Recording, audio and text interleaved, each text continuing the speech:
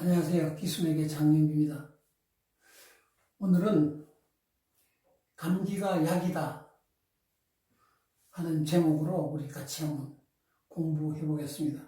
먼저 들어가시기 전에 유튜브에서 기순액 구독, 좋아요 꼭 부탁을 드립니다. 몸에 열이 몇 도라고 그럽니까? 우리의 평균 온도가 36.5도씨예요. 지금 코로나가 있다 보니까 참 가는 데마다 체열을 다 재주고 문화가 어떻게 바뀌었냐면 몸의 온도가 몇 도인지는 알아볼 것도 없어요. 이제 가는 데마다 온도를 다 재줍니다. 그전에는 병원에만 가야만 체온을 재주셨는데 지금은 그 체온을 어디든지 가면 다 이렇게 재게 돼 있어요. 자, 그러면 36.5도가 돼야 되는데 1도가 얕아지면 암 걸릴 확률이 15%가 많다고 그러잖아요. 그러면 1도를 높이려면 어떻게 높일까? 어디를 높일까라는 겁니다. 어떻게 높여야 되겠습니까? 찜질을 하면 높여지나요? 사람의 몸은 저항성 전도체를 가지고 있어요. 이렇게 셀로 만들어져 있어요. 이렇게 세포와 세포 사이가 하나하나의 셀로 만들어져 있어서 전기가 가다가 이 셀에는 전기가 못 가요. 그래서 오른손에 열이 나도 왼손은 괜찮은 거예요. 이게 전도가 안 된다는 거다. 그러니까 우리는 저항성이라고, 저항성 전도체라는 체형을 갖고 있어요. 자, 그러니까 내 몸의 온도가 36.5도를 돼야 되는데 이것이 찜질방 가서 찜질을 한다고 속의 내부 온도가 36.5도가 되느냐? 아니라는 거예요. 그렇게 되려면 굉장히 오랜 시간이 걸려야 된다는 겁니다. 힘이 든다는 거예요. 땀이 난다는 것은 표피와 진피와 폐하조직 그 사이에 표피, 진피, 폐하조직 사이에 있는 물이 밖으로 배출된 것이지 간에서부터 놓은 건 아니에요. 그러니까 이렇게 놓은다고 해서 땀이 모자라니까 또 간에 있는 수분이 또 모자라고 장기에 있는 수분이 모자라게 되니까 물을 계속 먹어야 되잖아요. 그러면 그렇게 한다고 해서 온도가 올라갔냐? 그렇지 않다는 거예요. 그러면 찜질방에 계속 다니는 사람이 암이 안 걸리느냐? 아니, 그렇지 않다는 거예요. 감도 걸린다는 거예요. 그러니까 무슨 얘기냐면 36.5도 이상의 온도를 우리가 올려야 되는데 이게 어디가 올라가야 되느냐? 표피에서 올라가야 되느냐? 진피에서 올라가야 되느냐? 아니면 장기에서 올라가야 되느냐? 이 말입니다. 내 장기, 간이 온도가 오르고 심장의 온도가 오르고 폐가 온도가 올라야 되지 않겠어요? 이 오장육부의 장기의 온도가 36.5도를 그 이상을 유지해야 된다는 거예요. 그러면 이걸 하기 위해서는 어떻게 하면 되냐? 음식으로 먹는 것도 있어요. 자, 음식은 뭘로 먹냐? 주로 보통 열을 올리려면 뭘 드세요? 상화차. 예, 상화차, 상화탕, 상화차. 그거는 한 방으로 열을 올리게끔 만들어져 있어요. 그런 식품이에요. 또 그 다음에 우리가 집에 음식에서 먹으려면 뭘 먹어요? 마늘, 양파. 예, 예. 차로 마실 때는 예, 생강차, 가지대, 고추대 이런 것을 갖다가 삶아서 먹으면 몸에 열이 올라요. 생강차가 참 좋지요. 열을 많이 올려줍니다. 자, 그러면 열을 일반 올리려면 우리가 몸에 열이 떨어졌어요. 내 몸에 열이 떨어지면 내 몸에는 어떤 것이 들어오냐면 세균이 들어와요. 이제 균이 들어옵니다. 그럼 균이 들어오면 내가 몸이 들어오면 그냥 균이 너 들어왔다 그냥 두는 것이 아니라 우리한테는 뭐가 있냐면 우리 군사가 있어요.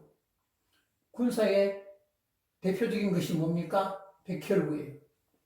이 백혈구가 우리 몸속에 적군이 들어오면 이 몸속에 적군을 처치하려고 백혈구가 거기 출동을 해요. 그래서 출동을 하다 보니까 이게 싸우잖아요. 이제 전쟁이 붙어요. 그러면 너도 죽고 나도 죽어요. 그러면 백혈구도 죽지만 적군도 죽거든요. 서로 죽이고 죽고 살고 이렇게 하는데 이것을 하게 되면 내 몸에 어떤 일이 벌어지냐면 열이 나기 시작한다는 겁니다.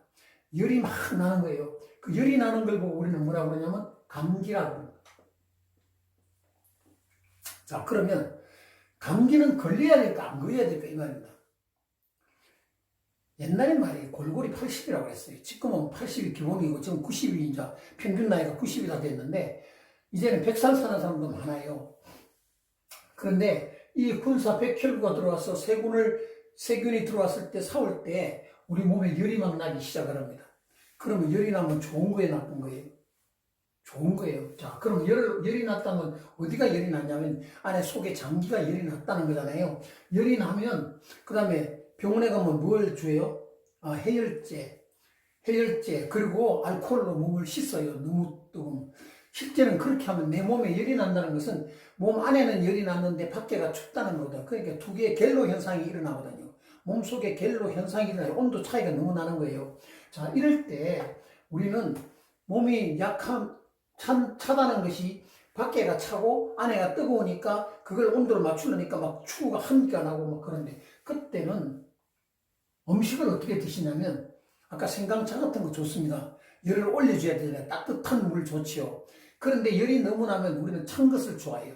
또 찬물을 먹으려고 그러는데 사실은 이열치열이라고 그러잖아요. 그때도 너무 얼음에 있는 얼음물 먹기보다도 먹는 것은 따뜻한 걸 드셔보세요. 밖에는 찬 거를 될지라도 따뜻한 물을 드시면 온도가 내려갑니다. 자, 그런데 이때 찬물을 먹으면요 소름이 쫙 끼쳐요. 왜냐면 온도 차이가 너무 많이 났다는 거예요. 자, 그러면 우리가 감기가 걸렸어요. 그러면 이제 감기 걸리면 해열제를 드시기 전에 감기가 걸렸다 하기 전에 우리는 뭘 해야 될까 이 말입니다. 먼저 해야 될 거 있어요.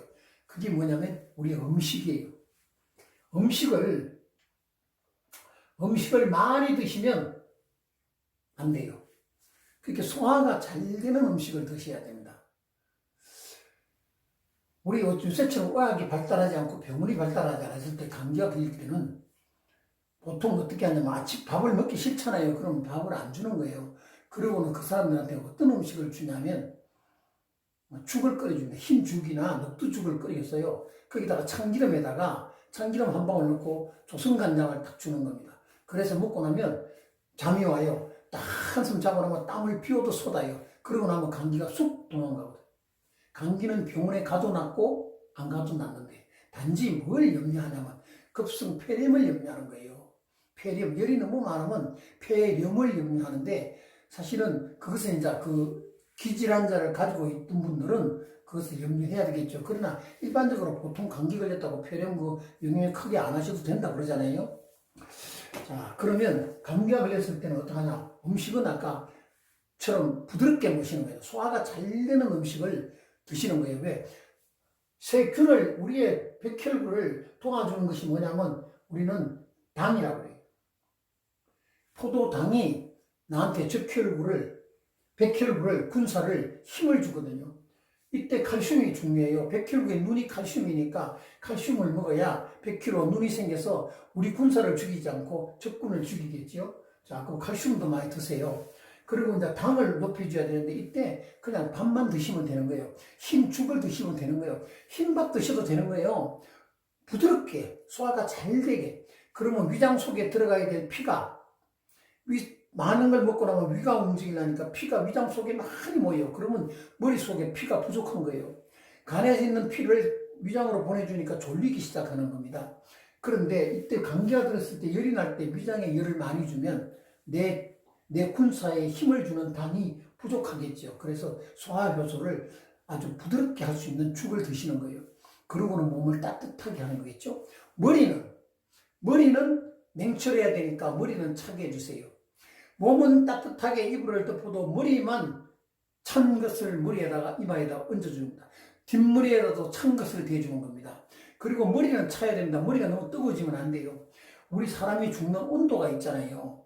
온도가 45도가 되면요 열이 나서 죽어요. 사람이요 45도가 되면 단백질이 굳어버립니다. 그러면 이게 전부 몸은 단백질로 되어 있는데 이 단백질이 45도가 되면 이제 사망해요. 그래서 목욕탕의 물 온도가 45도가 되는 온도는 없잖아요. 못 들어가요. 그냥 한 42도, 43도만 되면 몸이 빨개져요. 그런데 45도가 돼갖고 오래 있으면요 그거는요 열사병으로 죽어요.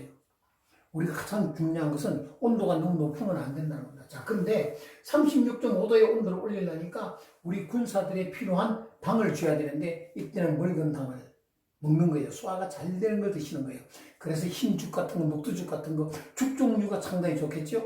그리고 거기다가 조선간장 같은 거 있으면요, 좀 짜게 드시는 거예요. 염분이 들어가야 내 군사가 힘이 생겨요.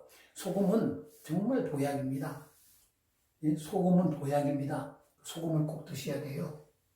자, 그런데 이렇게를 드시는데도 열이 생겨. 그러면 이제 어떻게 하느냐? 한 가지 침으로 우리 합시다. 기를 다스립니다. 기.